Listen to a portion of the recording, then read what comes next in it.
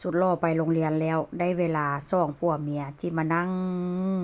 ชิวๆกินอาหารเช้าพี่น้องมื้อนี้ผัวไปส่งลูกชายมาแล้วก็ไปแวะซุปเปอร์มาร์เก็ตซื้อขนมมา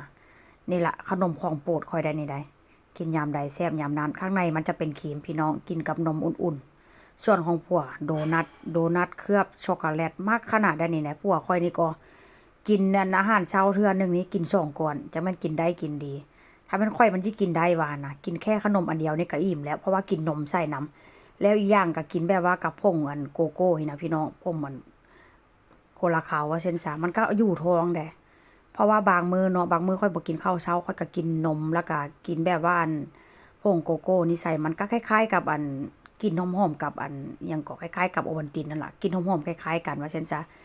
กินนมอุ่นๆกินขนมใส่ก้อนหนึงก็ถือว่าอิ่มอยู่ท้องแล้วก็ไปกินข้าวเที่ยงอีกทีก็1 โมง 2 โมงพุ่นล่ะพี่น้อง